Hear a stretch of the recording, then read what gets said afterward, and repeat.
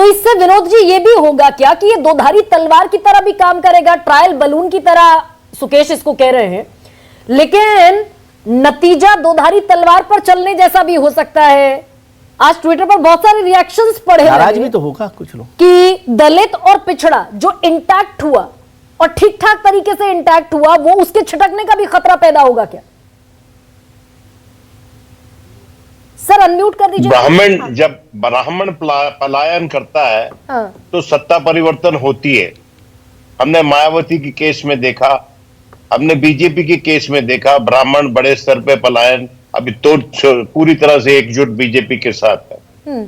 देखिए मुलायम सिंह, जैसा कि अभी और लोगों ने भी कहा, मोहन सिंह और मिश्रा जी को, जनेश्वर मिश्रा जी को, जिनको छोटा लोहिया कहा जाता था, साथ लेके चलते थे और वो एक सिंबॉलिक जेस्चर हुआ करता था।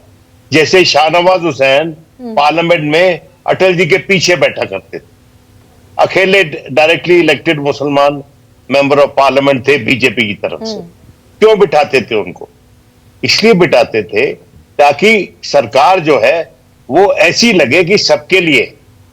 अब ये जो हुआ है, हो सकता है इसके अंदर इंटरनल पॉलिटिक्स है समाजवादी पार्टी की, और शिवपाल यादव को शायद नहीं चाहते थे वो एलओपी, क्योंकि डायरेक्ट कंटेस्ट हो जाता, और शिवपाल के साथ उनके रिश्ते बहुत अच्छे नहीं रहे, हमेशा संतुलित नहीं रहे, हालांकि आज के दिन बेहतर है अनुपात में।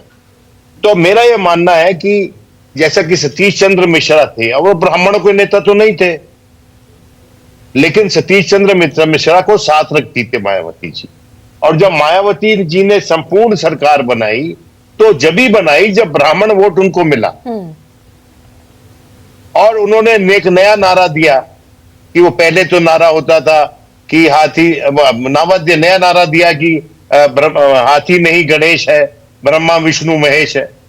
पहले उनका नारा होता था तिलक तराजू और तलवार, इनको मारो जूते चार।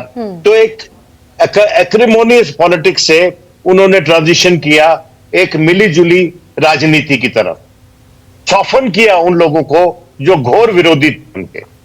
और मैं ये समझता हूं कि आज के दिन अखिलेश यादव, इंटरनल पॉलिटिक्स है बीजेपी का, लेकिन उन्होंने उस एक ऐसे समाज को, जिस समाज में से ओपिनियन लीडर्स निकलते हैं, देखिए ब्राह्मण जिस तरफ हो जाता है उस तरफ सुबार्टन कास्ट भी अपने साथ लेके चलता है। किसी ने बोला ना कि अभी चाय की दुकान पे बैठकर अखबार पढ़ता है जोर जोर से, तो वो जो ब्राह्मण है वो एक्सप्लॉयटर नहीं मानता उसका कोई भी कास्ट, जिस तरह से उसका कोई फिजिकल एक्सप्लॉयटेशन हिस्टोरिकली ब्राह्मणों ने नहीं किया है, ना फाइनेंशियल एक्सप्लॉयटेशन किया है। हाँ, ये बात सच है कि अपने चौके में नहीं घुसने दिया।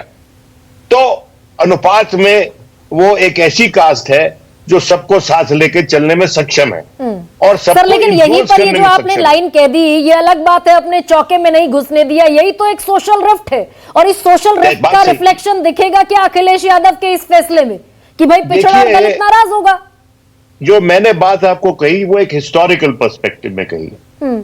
आज के दिन मैं नहीं मानता ऐसा होता है, इतने व्यापक स्तर पे होता है, शायद घरों में होता होगा, लेकिन हम जब अपने सार्वजनिक जीवन में घूमते हैं, सोशली इंटरेक्ट करते हैं, तो ऐसा कम होता है अनुपात में पहले के मुकाबले। लेकिन जो ब्राह्मण देखिए, माफ कीजिएगा, मैं कोई ऐसा ना लगे कि मैं ब्राह्मण हूं और ब्राह्मण के शान में कसीदे पढ़ रहा हूं, ऐसा कुछ नहीं है। मैं कास्टिस्ट नहीं हूं और मैं समझता हूं कि कुछ ब्राह्मण जो हैं बहुत घोर अनटचेबिलिटी में विश्वास रखते हैं, वो भी सच्चाई है। लेकिन मैं ये कहना चाहता हूं कि ब्राह्मण एज अ सोशल ग्रुप, समावेश करने वाला ग्रुप है, राजनीतिक तौर पे और सामाजिक तौर पे भी। और यूपी ने ब्राह्मण देखे हैं भावगुड़ा जैसे, यूपी ने ब्राह्मण देखे हैं जनेश्वर मिश्रा जी जैसे। नहीं सर, फिर एक सवाल यहां से ये भी उठता है ना विनोद सर, कि अगर इतना समावेशी है तो ये वोट बैंक जो 17% का है, मैं सिर्फ अपर क्लास की बात कर रही हूं, 17% की, 17 से 19, और ब्राह्मणों को अगर इसमें से घटा दूं, अलग हटा दूं 10% ब्राह्मण, तो ये अगर इतना समावेशी है तो ये हमेशा एक कोर वोट बैंक की तरह बीजेपी के क्यों बिहेव करता रहा? ये तो देखिए ऐसा है कि देखिए वो ये लंबी कहानी है, ये टेलीविजन डिबेट में शायद हम एक्सप्लेन ना कर पाए, लेकिन एक बड़ा प्रोसेस था जिसके चलते जो ब्राह्मण है वो शिफ्ट किए बीजेपी की तरफ, और उसमें राम टेम्पल और भी चीजों का बहुत भारी योगदान था। लेकिन आप अनुपात में देखिए कि जो दूसरी फॉरवर्ड कास्ट है जिसका कि नाम ठाकुर है, राजपूत है, जो वो जो है वो उनकी जो कार्य प्रणाली रही है और उनकी जो कारकर्दगी रही है यूपी के भीतर, तो ऐसा महसूस होता है कि वो लोग दूसरों को जरूरत से ज्यादा दबाने की चेष्टा करते हैं और अपनी जो उनकी तादाद है उससे अनुपात में ज्यादा जमीन राजनीतिक अपने पास रखने की कोशिश करते हैं। तो यानी कि और यहाँ जिसमें भी कि योगी जी उनकी सहायता कर रहे हैं, यानी कि ऐसा माना जाता है। अच्छा, अखिलेश जी सहायता कर रहे हैं, शीतल जी, लेकिन मैं आपसे जो पूछना चाहती योगी जी कर रहे हैं, योगी जी सहायता कर रहे हैं, ऐसा एक मैसेज जाता है और इसीलिए 10% ब्राह्मण सेग्रीगेटेड नजर आता है